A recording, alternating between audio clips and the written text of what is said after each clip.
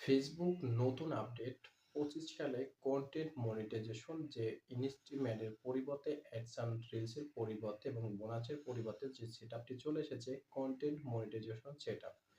এই সেটআপটি এখন থেকে সবাই পাবেন। যদি 2000-5000 ফলোয়ার থাকে তাহলেও আপনি পেয়ে যাবেন। তো এটা পাওয়ার জন্য আপনাকে ফেসবুকের কাছে একটি আবেদন করতে হবে। এই আবেদনটি যদি আপনি করেন তাহলে আপনাকে ফেসবুক ফিডব্যাকের মাধ্যমে জানিয়ে দিবে যে আপনি আপনার প্রোফাইল থেকে ইনকাম করতে পারবেন কিনা। তার আগে আপনার পেজটি ইনকামের যোগ্য কিনা সেই বিষয়গুলো আপনাকে জানতে হবে। তো আজকের এই ভিডিওতে সম্পূর্ণ বিষয় নিয়ে বিস্তারিত নিয়ে কথা বলবো। সম্পূর্ণ ভিডিওটি মনোযোগ সহকারে দেখবেন এবং যারা এখনো ফেসবুক পেজটি ফলো দেন নাই ফেসবুক পেজটি ফলো দিয়ে রাখবেন নতুন নতুন ইনফরমেশন ভিডিও পাওয়ার জন্য। যদি ভালো লাগে অবশ্যই ভিডিওটি শেয়ার করে আমার ছোট ভাই বোনদেরকে দেখার সুযোগ করে দিবেন যাদের পেজে অনেক প্রকার ইস্যু আছে কিন্তু আসলেই তারা কিন্তু কন্টেন্ট মনিটাইজেশন সেটআপ থেকে ইনকাম করতে চাচ্ছে, বাট তারা এই ইস্যুর কারণে মনিটাইজেশন পাচ্ছে না। তো সেজন্য ভিডিওটি অবশ্যই শেয়ার করে সবাইকে দেখার সুযোগ করে দিবেন। তো চলুন কিভাবে এই গুরুত্বপূর্ণ কাজগুলো করবেন আজকে আপনাদেরকে দেখিয়ে দিচ্ছি। তো প্রথমে আমরা ফেসবুক যে অফিসিয়াল অ্যাপস আছে এই অ্যাপসের উপরে ক্লিক করার পর এই যে প্রোফাইল লোগোটা আছে প্রোফাইল লোগোর উপরে একটি ক্লিক করে দিব।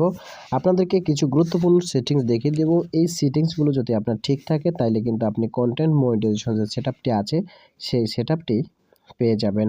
হেল্প অ্যান্ড সাপোর্টের উপরে আপনি একটা ক্লিক করে দিলাম। দেখতে পারতেছেন রিপোর্ট প্রবলেম সাপোর্ট ইনবক্স।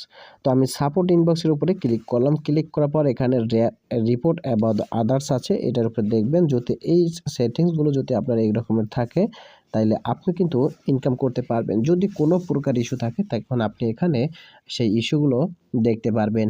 এরপর ইওর অ্যালার্টের উপরে চলে যাবেন। ইওর অ্যালার্টের উপরে এখানে কিন্তু দেখতেছেন নো ভায়োলেশন লেখা, যদি কোনো ইস্যু থাকে এখানে থাকবে। তো এখানে যদি কোনো ইস্যু থাকে সেই ইস্যুগুলো আপনাকে সমাধান করতে হবে, তাছাড়া কিন্তু আপনি কোনো প্রকার ইনকাম করতে পারবেন না। এখন আপনি আমার এখানে দেখতে পারতেছেন দুইটা ইস্যু আছে।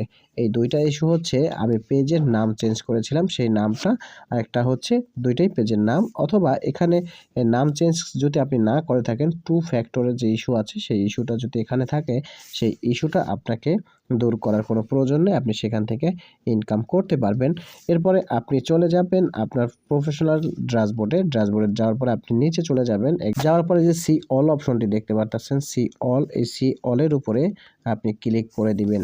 সি অলের উপর যখন ক্লিক করবেন এখানে দেখতে পারবেন যে নিচে চলে আসার পর প্রোফাইল রিকমেন্ডেশন অথবা পেজ রিকমেন্ডেশন যেটাই থাকেন, আমার কিন্তু পেজ যেহেতু আমি পেজ রিকমেন্ডেশন উপরে একটি ক্লিক করে দিয়েছি। এখানে কিন্তু আমার কোনো ইস্যু নাই, যদি ইস্যু থাকতো সেটা কিন্তু আপনি এখান থেকে খুব সহজে দেখতে পারতেন। এরপরে এখান থেকে আপনি একটু বের হয়ে যে মনিটাইজেশন আছে মনিটাইজেশন এর উপরে একটি ক্লিক করে দিবেন।